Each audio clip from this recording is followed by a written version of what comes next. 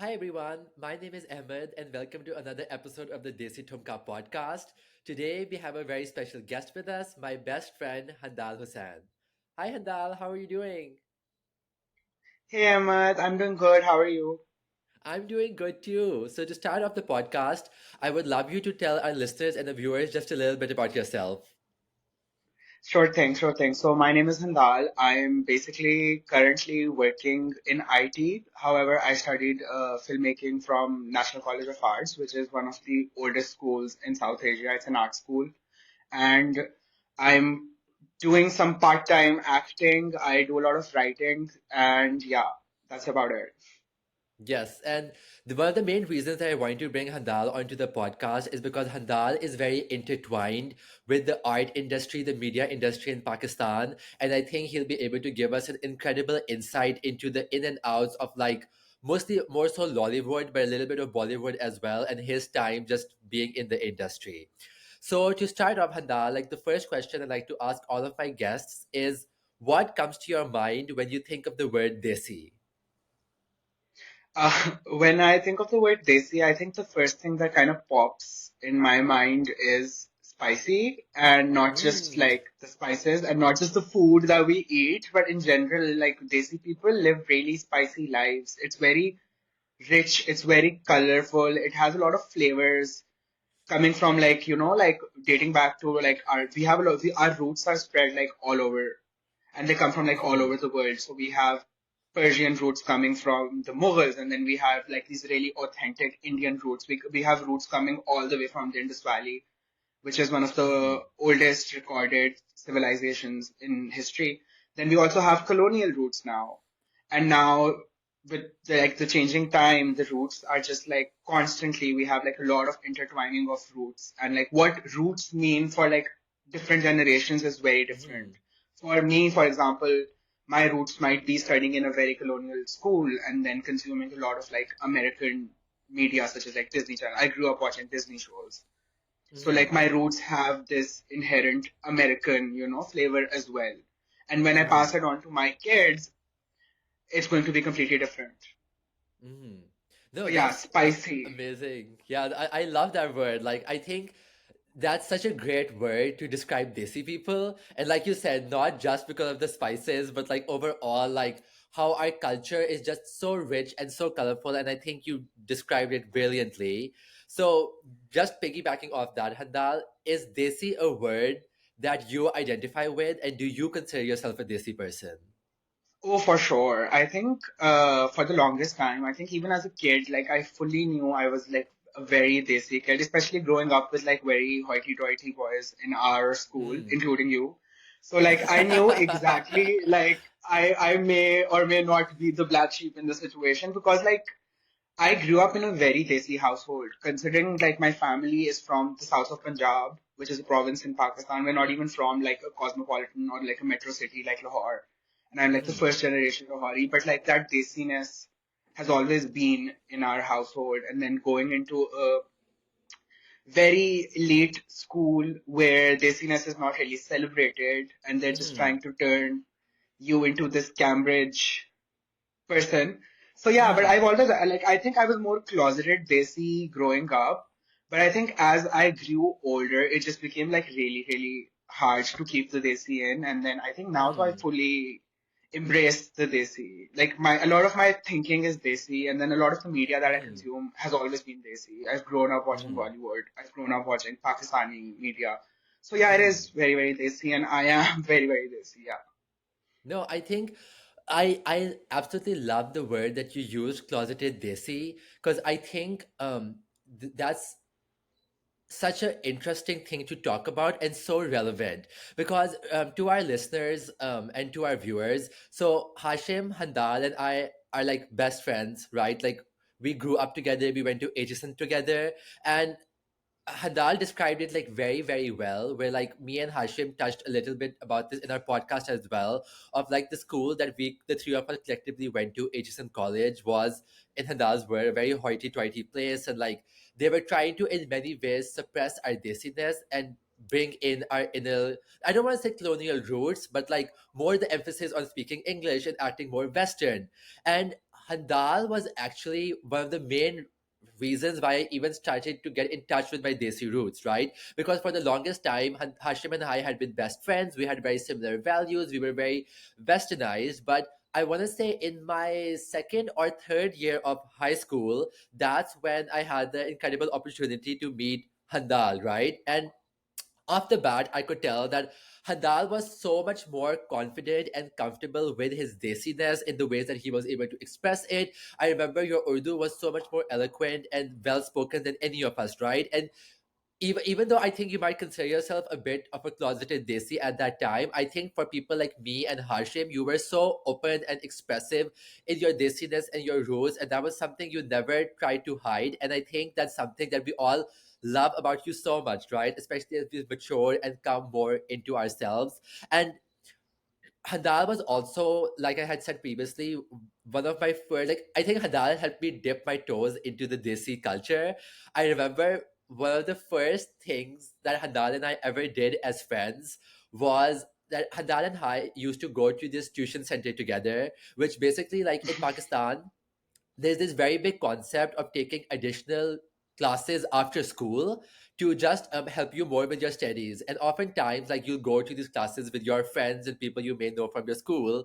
So one day, Handal and I were in the same class, and Handal asked me to bunk the class, and we took a rickshaw, which I had never taken before, and we went and saw an Bollywood movie called Heroin at the time in the cinemas, right? And it was such an eye-opening experience for me, just like from start to end, right? Like Handa, like he had said previously, he brought that spiciness into my life, where like we bunked this class, we went and saw like this movie together. It was just so amazing. So Handal, having said all that, like why do you think, since a young age, you kind of touched on this a little bit, but if you could elaborate even more, that you were so in touch with your Desi roots and you were so open to celebrating it and letting the rest of us experience it as well?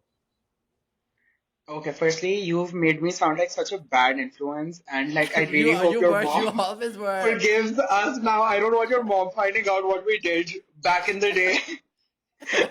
But yeah, coming back to what you asked, I think the confidence that I got in just being Desi was because of like where I was growing up. Like my family was never really trying to be very Western or to be very, like uh what's the right word? Like to kind of like fit into like what Lahore's, high society was right that back then. Mhm, Because for them this was also a very alien experience.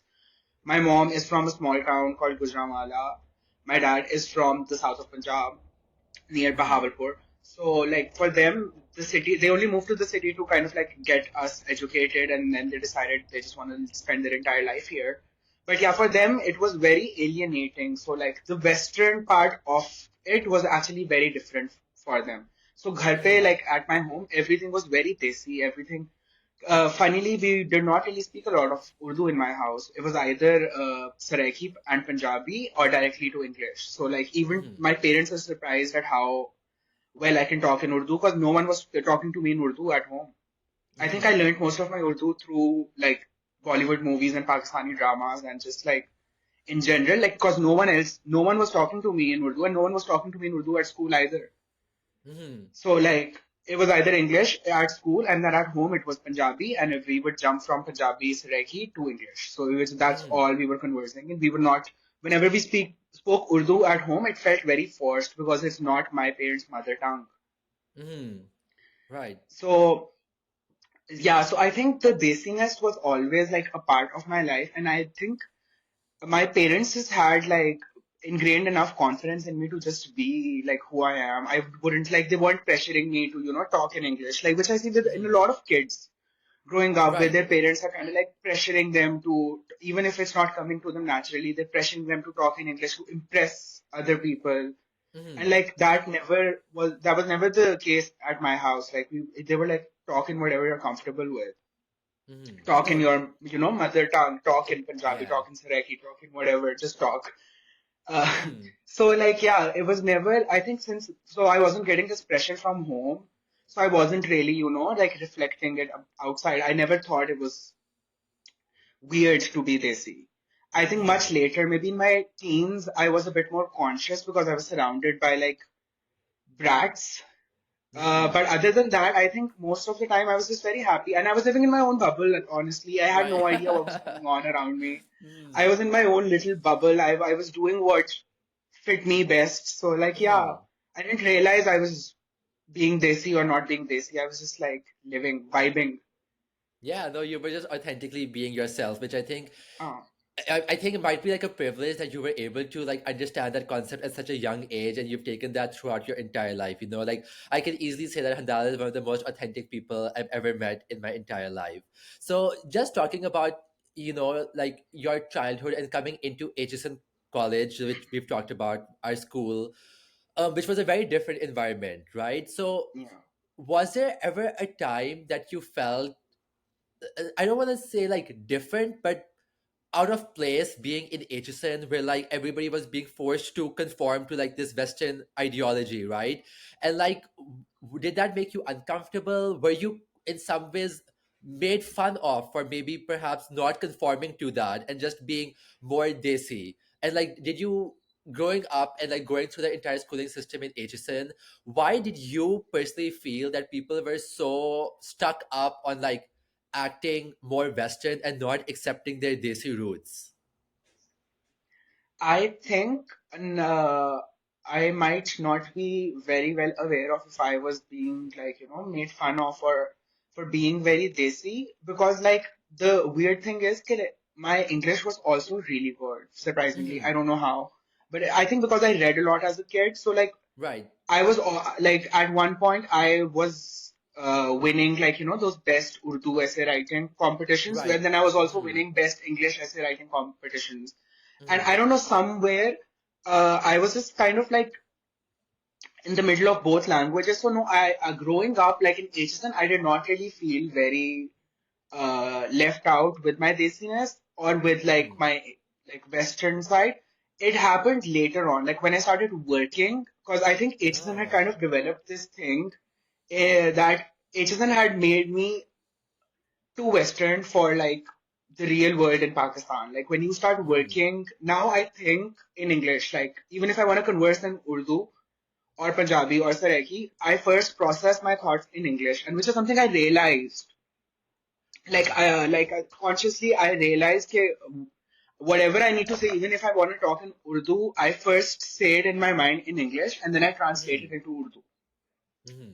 So, and I'm trying to fix that because I really want to converse more in Urdu and I want to converse more in like our regional languages. And Hmm. at now, like working, since English comes naturally to me, and English does not come naturally to a lot of Pakistanis. Right. To I think Hmm. 90% of Pakistan, English does not come naturally. And in HSN, we were in a bubble of like what the top 1% of our country. Hmm. So when you go into like the actual real world and you get to like expose yourself to a lot more like very different people from very different fields of life, from very different backgrounds, that's where you really realize ki, oh, I was living in this bubble and now I have to put in a conscious effort to not talk in English when I'm Hmm. at work because it makes people conscious, it makes people a little uncomfortable, it gives them, I don't know, like when I speak to someone in English at work, they think I'm trying to kind of prove superiority or I'm coming from Hmm. like, a place of where I'm thinking I am above them, which I'm not. It's just Right. something that's Hmm. come very naturally to me. And I think Hmm. people slowly have started to kind of realize that I'm not a terrible person just because I'm talking to them in English. Right. So like, yeah, but it does come naturally to me and I'm trying a lot harder to just converse in Urdu. No, I think that's such an interesting point that you brought up, where like I think a lot of this stems from our roots of colonization and the fact that, Yeah, for 200 years we were ruled by the British Empire, and to this date, we're still facing the consequences of it, right? Where English was considered like this more superior language, and like to this date, right? Like I feel like most Pakistanis consider like English as a more superior language compared to Urdu. And yeah, if, like you said, in a normal setting where you're talking to like normal everyday Pakistanis, if you do speak English with them, I think it does psychologically kick this in where like, oh, like English is a more superior language and they're trying to put their superior or trying to like show their superiority over me by speaking this language and not speaking in Of our mother course. tongue. Mhm. Yeah, yeah. And I think it just comes from our Gora complex, which has affected every background. It's affected every field. It's affected like every class. And it has been affecting many generations. So it just comes from that, like the Gora. You go somewhere, and I've tried this many times actually. You go to any place, and if you converse in English, even if they don't understand it, they're going to treat you very Mhm. differently. They're going to treat you like Right. you're something. And if you Mhm. converse in Urdu or firstly Punjabi, they're going to treat you very differently. So it Mhm. comes from our, even though we never actually got to experience, like colonialism, but like I think it's just Right. been inherited from the For previous sure. generations, of course. Mhm. So yeah, it's going to take time, but I think slowly we are feeling more secure with our languages. Mm. Yes, for sure. And just so that our viewers and listeners know, Gora is the Urdu word for white or white person. So if Yeah. in the during the duration of the podcast, if you hear that word, that's what it means. And Hada, that's actually a very interesting thing that you've brought up as well. Because I think now as we're seeing how the world is becoming more of a global space, right? We are trying to bring back our Desi identity and that culture of us, right? Like even me being in America, talking to like brown people, whether they've come from India, Pakistan, or whether they were born and raised here, we're all trying to get back to our roots and our identity. And I think a lot of that is coming from, you know, us subconsciously or actually trying to fight against Western powers and globalization and trying to make our space for people who look like us, who talk like us, our skin color, culture, religion, everything. We're trying to carve that space for us, right? Which is, I think, a big reason as to why I even started this podcast on the Desi Thumkaa page, right? Because I feel like it's such an important thing for us to know about our history and our culture. And, I'm so thankful to have you as a friend as well who can constantly give me that information and that knowledge, right? And also you've always been so in touch with your culture, and so many times I remember like growing up, every time we went to like old Lahore or like the older part of the city, you were like my go-to person because you just knew how to like behave so authentically, like desi, and just be able to, even though I think you might think that you might not have fit in with like everyday Pakistanis, but I think from my eyes, you were able to blend in with them so beautifully, and I think that's something that both me and Hashim always looked up to you so much for. So, kind of going back into that a little bit, you are one of the few people in my life who I know who has always consumed more Desi media and are also now very involved in it to a certain capacity. Why do you think that, like, or what aspect of those dramas, Bollywood, Lollywood, were you attracted to? I think because when you actually think about it, Bollywood is the closest media that is culturally, that is visually, and historically very similar to ours. Mm-hmm. Like if you look at our history, if you look at our families, if you look at our traditions, we relate the most to what we see in Bollywood. They have Mm-hmm. similar norms, they have similar, traditions, they have similar visual palettes. I don't understand why we're so obsessed with like Western media, and Mm-hmm. we've kind of put the Western media as like this pedestal of like being the actual good thing, and then we've just turned Bollywood into fluff. Even though I don't, honestly, the part reason why I wasn't very keen on consuming Western media is because I couldn't relate to a lot of the characters. I Mm-hmm. couldn't relate to what Kevin, Jenny, or like John were going through in their high school in Ohio, for example. I couldn't Mm-hmm. really relate to Glee, the characters from Glee, because like the issues they were facing were very different from the issues that we were facing. Mm-hmm. Like a lot of these movies, like these really iconic Hollywood English movies, I could not relate to. I could relate more to the storytelling that Bollywood was doing because of how similar it is to the stories we hear in our families and like the stories we actually live through. So Mm-hmm. I think that was one of the major reasons. The second was, of course, my very keen interest in dance and music, which you find a lot Mm-hmm. more in Bollywood than like mainstream Uh-huh. Hollywood media. So I think that's what, and even while I was in film school, I had this constant tug of war with my teachers and with my peers as well about how we're just constantly celebrating Hollywood uh, as like, the flag bearers of like change in cinema, and like the flag bearers of making good cinema, making universal cinema. And I was Mm-hmm. constantly like arguing and debating ki why cannot we not like, look at Bollywood in the same way. Bollywood is perhaps, I think, the filmmaking capital in the world, if I'm not wrong. They make the most India makes the most number of films as compared Mm-hmm. to any other country. They have the biggest film consuming nation as well. Because film is like really celebrated in India, and it used to be really celebrated in Pakistan as well. Since our films were Mm-hmm. so similar, and pre-partition and right after partition, a lot of our filmmakers were also making films in India. Then they were also making films in Pakistan. So like, like people like Madam Noor Jahan, she was a huge deal in India, and then she was also a huge deal when she decided to settle and move to Pakistan. So we Mm-hmm. have a lot of like shared voices and shared stories that we've had since centuries. So, so I think that just has kind of trickled down to even now. I find Bollywood way more relatable than I find Hollywood movies or Hollywood TV shows. Mm-hmm. No, I think you're so totally right about all of that. Like our cultures are so similar that, like, even though Yeah, we're two separate countries now, there's so many, like you had mentioned before, like roots that are intertwined between the two cultures that are still so relevant to us today. of And course. Hadal, one thing that you brought up that we'll touch a little bit more in a second too is this aspect of film, dance, media that is so prevalent to our culture, and something that you are a big fan of and also a huge supporter of.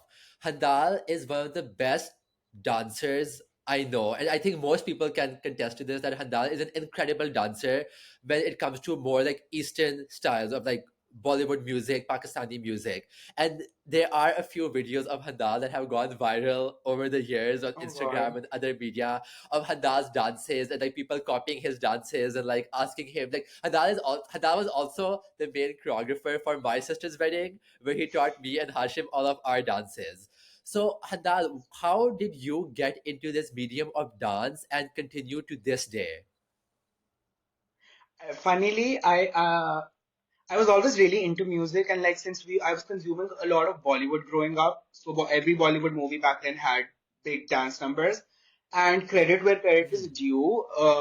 When I was growing up, I think I was 5 or 6. So we had this house help, and she was the biggest Aishwarya Rai fan.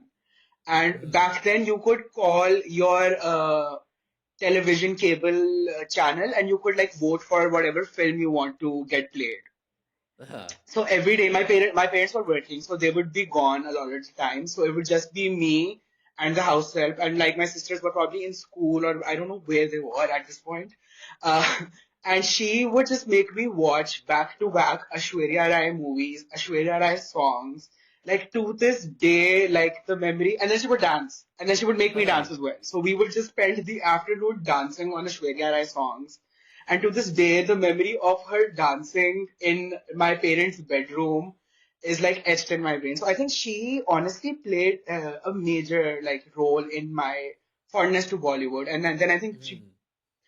even when she left, we were still consuming a lot of Bollywood. I think all on a weekly or like more than I think very regularly, actually. I was consuming Bollywood movies at home. I was watching Bollywood movies. I was watching Bollywood songs. I was listening to only Bollywood and Pakistani music growing up. English music was Mhm. not a thing in our Mhm. house. Even now, like I barely listen to unless the song is like super popular and like 7 months old, and then Right. it catches up to me. I'm like, hey guys, have you heard this song? And they're like, yeah, that came out 7 months ago. But like with Bollywood, I'm like up to date. So I think Mhm. now I'm just like at peace with the fact that maybe Western media is not for me. Like maybe Mhm. it doesn't really excite me. So like why should I like, try to fit into this bubble of what is cool and what is not cool? Mhm. And like I fully embrace like my love for Bollywood. Mhm. Right. And then over the years, Handal, as you like started dancing at these weddings, you kind of became like a household name, right? Where like everybody would look forward to your dances and stuff. So was it again like just you watching more Bollywood movies that you were able to like craft your skill for dancing even more or more? Or were you like dancing on the side, taking classes? choreographing other people and just like making yourself just a better dancer day by day? Honestly, I was not putting in any effort. I was just Mm-hmm. listening to music. I was just watching some videos, and I think just dance just came very naturally to me. And I've been dancing since I was in probably like grade one or like even before. I've just been dancing, and like I was dancing at every school event, Mm-hmm. and it just came very, very naturally to me. And then later on, I did try to put in a little more effort. I went to India a few years ago to learn classical Indian dance. Mm-hmm. So that was great.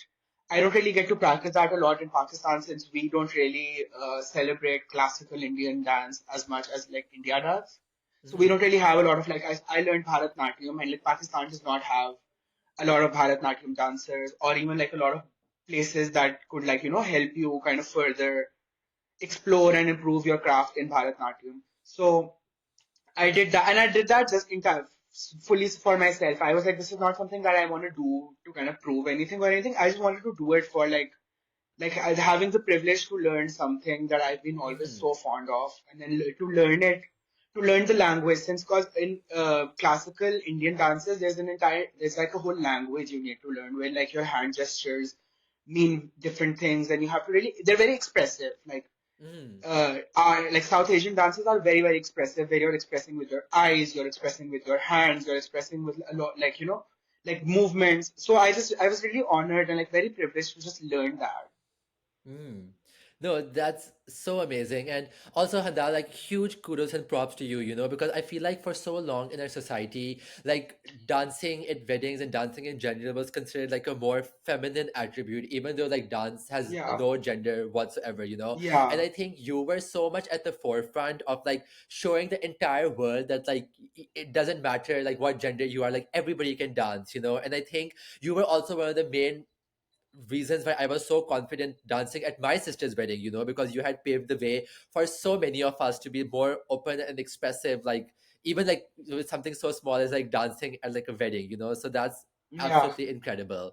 And Handa, like you had mentioned previously, so you are one of the few people I know who is Pakistani but actually had the opportunity to go to India. Because if our viewers and listeners aren't aware, like India and Pakistan don't have the best political relations. So being a Pakistani, it's very, very difficult to be able to get a visa to go to India and visit. But Handa, you were able to experience that part of our culture and get more in touch with your roots. So I would love for you to just like touch a little bit about your experience going to India and how it was you being a Pakistani, and if you introduced yourself as a Pakistani, were like Indian people kind of taken aback by it, or did they like welcome you with open arms?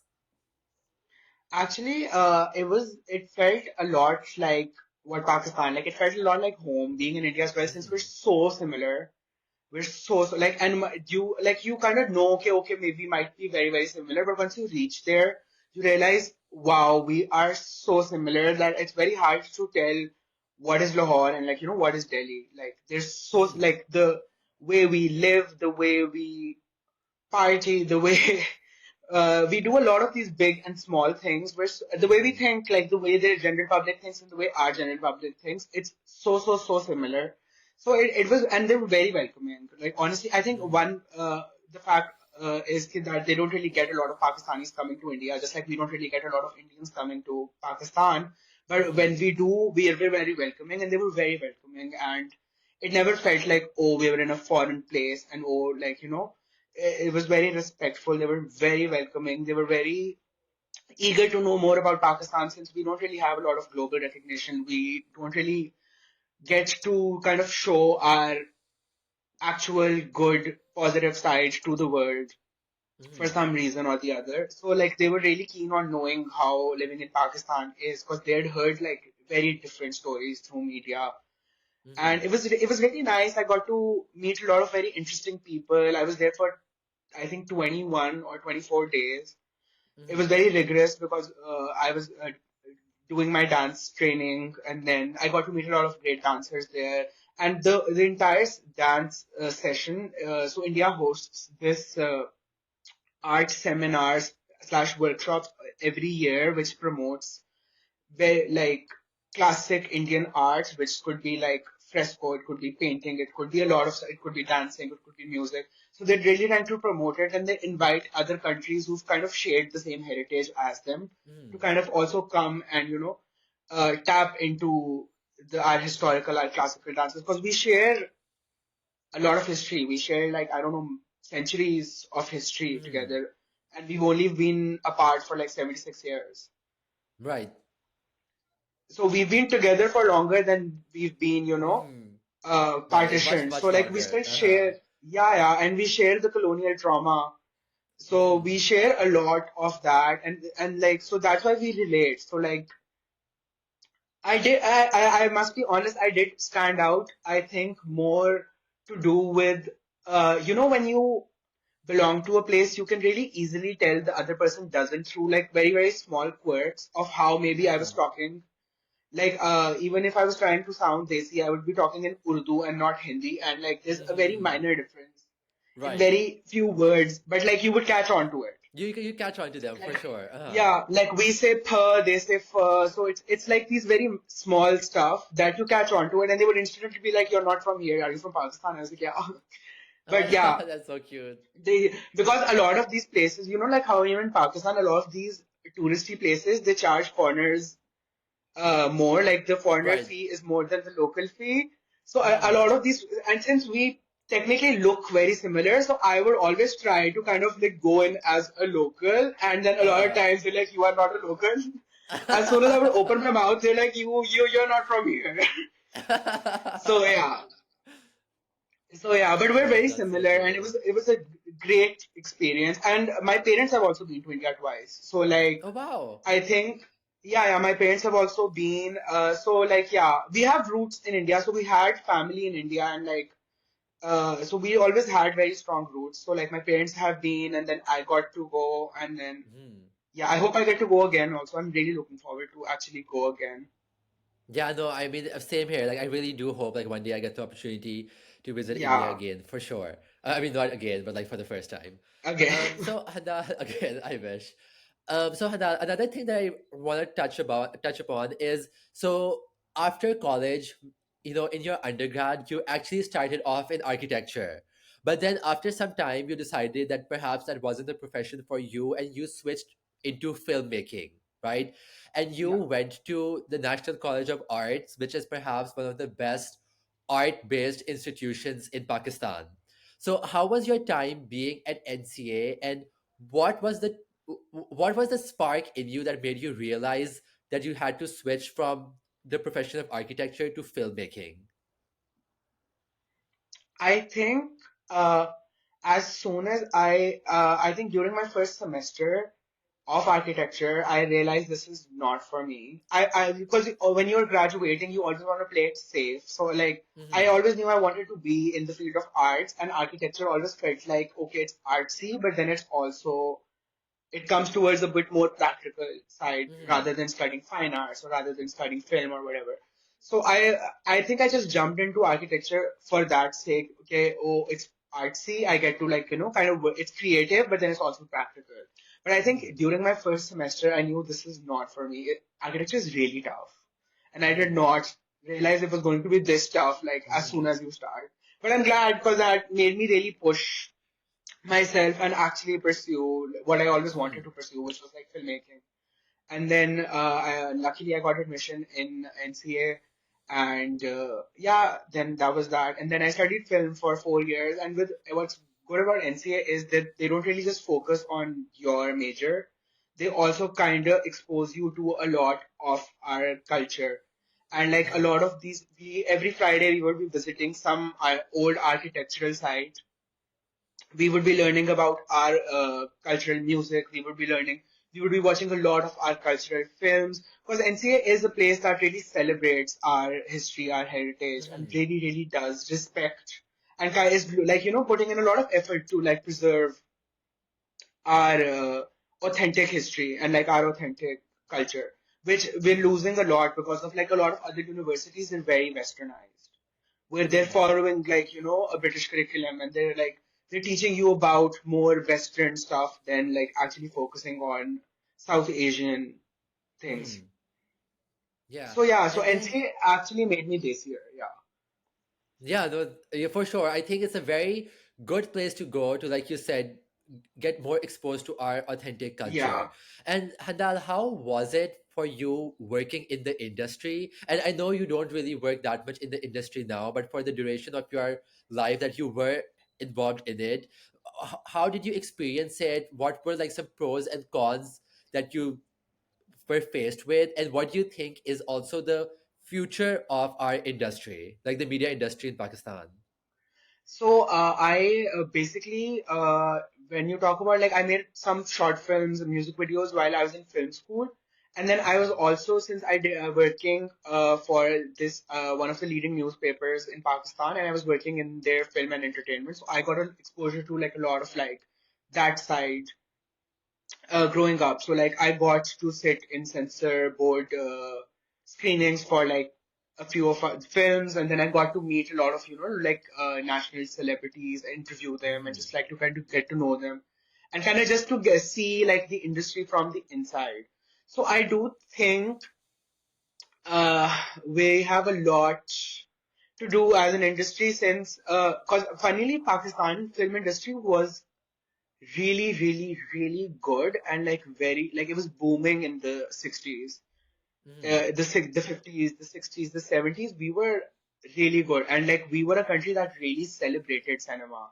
Like people used to go to the movies with their families every Friday. There was like a movie to go watch, like a Pakistani movie to go watch, mhm, and those movies were great. Like I watched a few of the old Pakistani movies. Sadly, they're not really preserved for a lot of the newer generations to watch, so they're very hard to kind of find.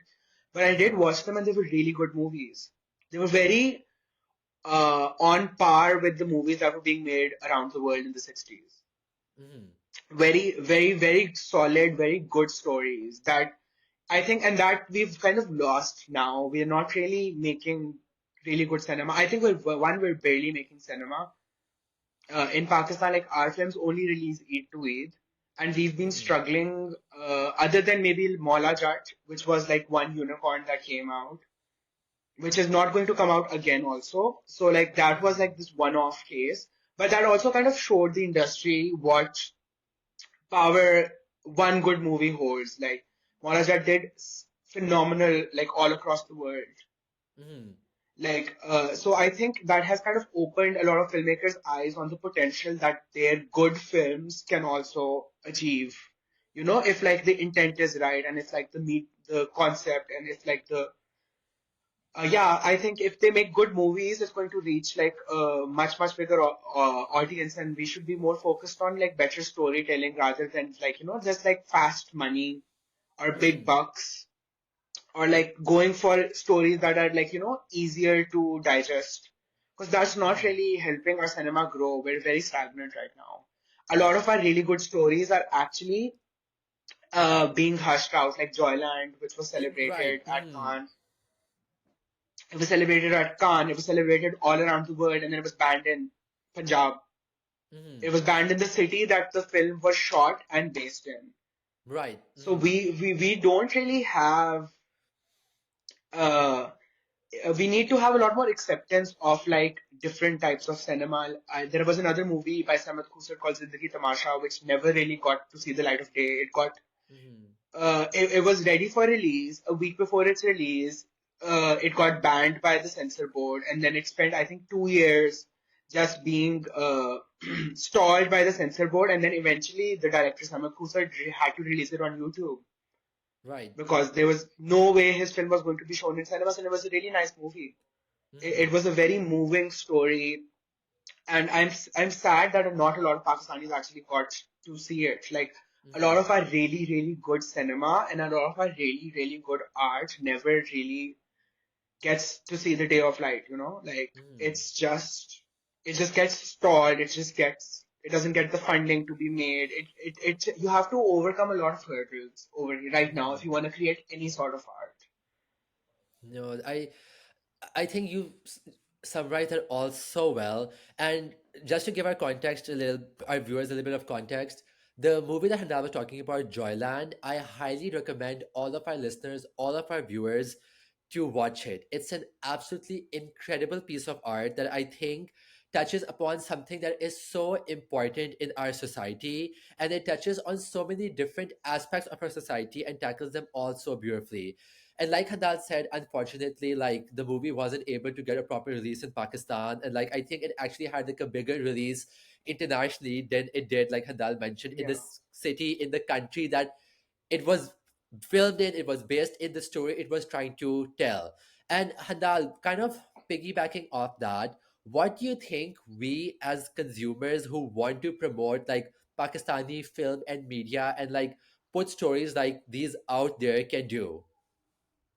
I think for a lot of us, I think the fact that we need to start watching more Pakistani content. Like a lot of people my age, like a lot of people from my generation, they're not consuming Pakistani content unless it's a Mola Jat. Mm-hmm. They're not watching it. Like we had a film come out last weekend. I asked a lot of people if you've seen it. They're like, "Oh no, we didn't even know there was a film coming out." Like we don't want to be aware. We don't really want. We need to kind of show interest in our cinema. Like Mm-hmm. I know, like Pakistani dramas were like a big thing to and like back in the day, but now people have stopped watching. Like people my age, I think I still watch a lot of Pakistani content because I want to one day work in it. Like I want to know what's Mm-hmm. happening, like what are the writers currently writing, and like what type of films we're making. But I do think more people my age, more people who have the buying power to spend money to go to a cinema Mm-hmm. need to kind of like invest in and to kind of show a little bit interest in our content as well. Like we would go watch any bad B grade Hollywood movie in the cinema without Mm-hmm. batting an eye. But we would think twice before going to watch a Pakistani movie, which is decent, like a very decent, nice Pakistani movie. We would always think twice. We'd be like, oh, who wants to go watch that? Mm-hmm.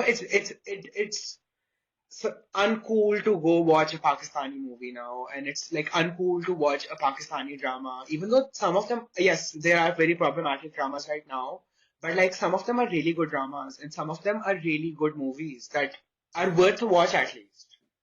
Mm-hmm. And there's so many movies that like so many of the people around me have not seen, and like sometimes it pisses me off. Like a lot of film students, for example, that I was studying with, that I'm like friends with, they don't consume Pakistani content. So Mm-hmm. how do you expect to work in an industry when you don't even know what the norm is and what's popular and what's working? So, Mm-hmm. but like they will consume anything that Netflix puts out. As soon as it's out, they're going to spend the entire weekend watching that. But like they will Mm-hmm. not really be putting in any effort to watch Pakistani stuff, even though Mm-hmm. they're going to be making Pakistani stuff later on. So yeah. Right. So I think Yeah. younger people need to put in a little more effort in watching Pakistani stuff and like celebrating Pakistani artists. I think we have some really good artists. We have some really good actors. And I don't know why we feel embarrassed to kind of like acknowledge or like celebrate our actors like we celebrate Hollywood or Bollywood or like K-pop or whatever, Right. TikTokers at this point. Mm-hmm.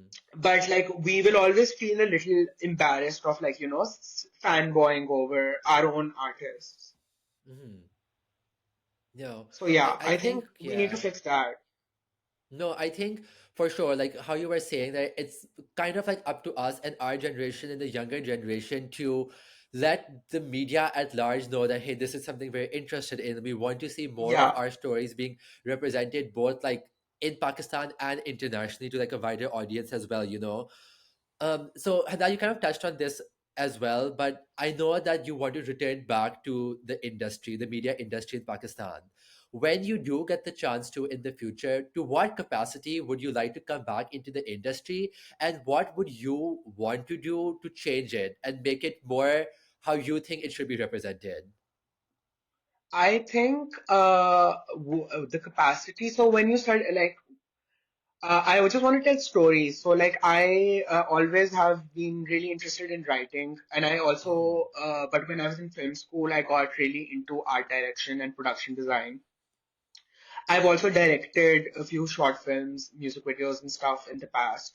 So right now we do have the privilege of like when you step into the industry, you don't really need to put yourself in a box of, oh, he's just this, he's just a producer or he's just a writer. right now, since we don't have a lot of people in the industry, a lot of people are doing a lot of different stuff for different projects. So you could be directing, you could be acting. I know for a fact that I've always wanted to be an actor. Like I've always wanted to be in front of the camera rather than behind it. And that is something that comes as first instinct to me rather than, directing or writing or art direction. The first thing that I want to do is I want to act, and I'm auditioning. I'm constantly auditioning, even though we don't really host a lot of auditions in our industry. But like whenever I get the chance, I go. Even though I know a lot of times I know okay, this role is not coming to me. Uh-huh. I've been rejected for. I've been funny story. I was once rejected for a role because I looked too rich, and the role required someone to look poor and from old Lahore, and I just did not fit the part. So you Mhm. get rejected for whatever reason. You just get rejected for like the smallest reasons, and like Mhm. But I think just auditioning is like a very fun process where it exposes you to different members of the media and exposes you to like very different people, and like kind of Mhm. gives you this confidence. Like a lot of people feel very rejected or like very disappointed after like not getting an audition. But I think it just helps you feel more comfortable in front of a camera. Like it's just like 3, 2, 1, and then you just like snap into character without like caring about who's around you and who's watching and who's not watching. Mhm. So if I do ever get the chance, I would want to act. That is the Mhm. main goal. Other than that, like I want to write. I have a lot of stories to tell that I want to. And then yeah, predominantly writing, directing, and acting. It's something I would want to get into eventually. No, and I'm most certainly sure that you will. And I look forward to the day that, I get to see you on my TV and tell all my friends that one Oh day my you're God, a that's so huge, sweet. like Bollywood, Lollywood star.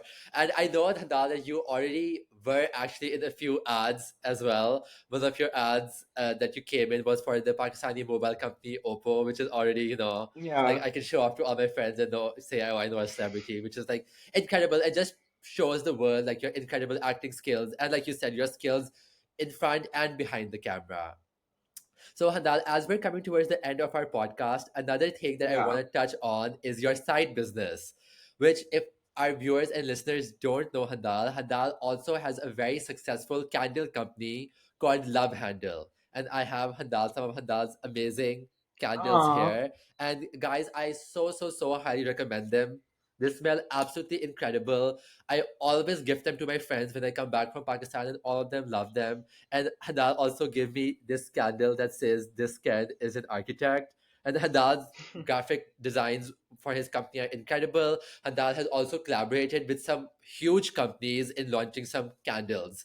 So Hadal, I would love for you to just touch on that like a little bit of where Love Handle came from, why you chose to make this company, and why so many of your candles are again very desi focused and they're very authentically Pakistani. Like this candle of yours, which is called Pink Pashmina, is another reason why I love giving your candles to so many of my Western friends is because it kind of gives them like a piece of Pakistan because like they get to know more about the culture and the places that you're trying to bring out this smell from, which like every time I smell this, I'm like, oh yeah, this in my mind is now what like Pashmina smells like. So if you can just touch on that a little bit. Okay, so I think the fact that I started making candles just came from I was really into scented candles, and back in the day, they weren't very easy to access in Pakistan. So you could only get them from, Bath and Body Works, or you could get them from a lot of those companies, and you would have to wait for someone to come from abroad to bring you a scented candle, and then you would have to cherish it and Mhm. not light it too often. So they were very hard to get. So, and also they were very expensive. So I just started like looking into how I can make them for my own self at home. So I started experimenting. I did a lot of research on like how to kind of, perfect it. And then I eventually it started off as just me gifting them to my friends and my family. Mhm. And then they really encouraged that I should start, selling them. So I started with like a stall at a farmer's market in Lahore. And then I got a really good response from that. And then I made like an Instagram page, and then I started taking it very seriously. To this day, like I'm very, very passionate about my candles, and Mhm. it's something that I always look forward to when I have to make candles. I'm always looking forward, or when I have to work on sets. Another reason I really wanted to make them was because the same issue that I've had a lot is that I wasn't really finding very relatable scents that, kind of resonate with you or kind of like, reach your heart. Like when we look at a lot of these candles or a lot of these uh, consumer goods that come from the West, they're like, oh no, in the evening in Paris or like, like stuff Mm, like that, Miami beaches or like, all of the tropical islands in Malibu or whatever. So like it was mm, always that, and then I felt like there was a very big space missing of why we're not celebrating our own scents because we have a very fragrant culture. We light scents at funerals. We light scents at we have a scent for weddings. We have a mm, scent for funerals. We have a scent for milads. We have like we're really into scents and we have very fragrant ingredients and flowers available in our land. Like we have mm, uh, like our local roses, Desi Gulab, are one of the most fragrant types of roses in the world. It's stronger than like an English rose. However, we celebrate the English rose way more than we would, be celebrating our own roses. And like mm, motia is a flower that grows very commonly in a lot of our houses. mm, But yeah, it's very hard to find a candle that smells like motia. mm, Jasmine, for example, is something that was taken from our culture and then it just became like it's something I think the it went from our culture to other parts of the world because jasmine has mm, always been a very celebrated fragrance in Indian culture, in Pakistani culture, and in South Asian culture. So and I mm, wanted to consciously kind of create a lot of my fragrances are actually inspired by my own personal experiences or like places that I've visited. Like there's one that's inspired by like my nano, like my grandmother's garden in Gujranwala because like it has the same notes as like the plants in her garden mm, and then we have Midnight in Lahore which smells like Lahore. Like if you've been to the old streets of Lahore at night, it smells a mm, lot like motia. It smells a lot like roses. It smells a lot like weddings in like wedding season. So like yeah, mm, and I really wanted to kind of like bring those fragrances to life and just like create those fragrances because other very bougie Western fragrances you can get from any other, run of the mill brand as well. So I wanted to kind of create fragrances that are like true to us. And I think that's why it's also done so well, is because a lot of people relate to these fragrances. mm, I've had so many people, and I feel so like I'm always like so awestruck when people come to me and they say, okay, "Oh, this took me back to our house in Model Town." When mm, they smell a candle, they're like, "Oh, this took me back to our ancestral home because it smells exactly like that." And I'm really happy that my candles can kind of invoke that sense of like nostalgia and like kind of take you back to your roots or remind you of someone. So I think that's one reason that I've always been very sure that I want to focus on fragrances that are true to us more mm, than kind of, conform to what fragrances are working, globally or what Goop is mm. making, for example. Right. So No, yeah, just being authentic. Yeah.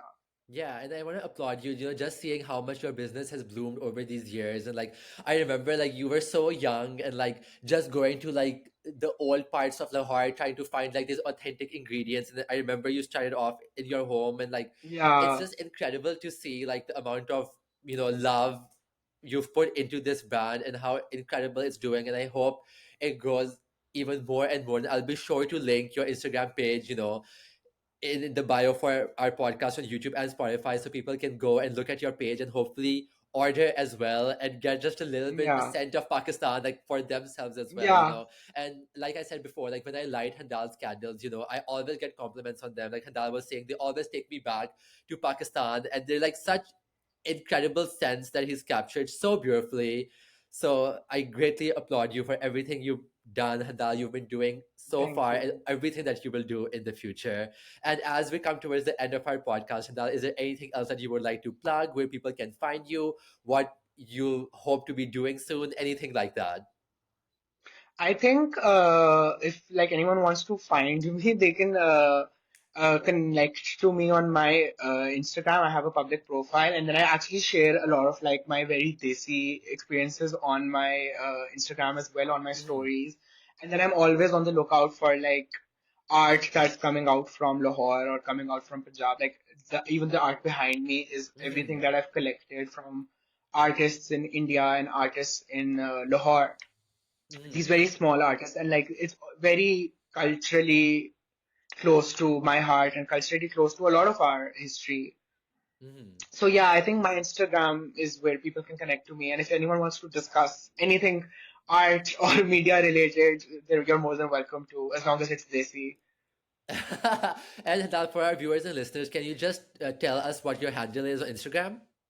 My Instagram name is Handal Hussain, HUNDAL HUSSAIN, and And yeah, also for I'm your love handle, it's just at love handle, and for correct? love handle, it's lovehandle.co on Instagram. Okay. Yeah, Yes, I'll be sure to put both Handal's links in our bio. Once again, Handal, thank you so, so much for being a guest on the Desi Thumkaa podcast and giving us such an incredible insight into the world of Bollywood, Lollywood, our culture, your amazing experiences that have shaped you into the person you are today, and your experiences that have helped me shape me into the person I am today. And I am forever grateful to have you as a friend. And I hope our viewers and listeners are oh, able to gain an insight into all of that through this.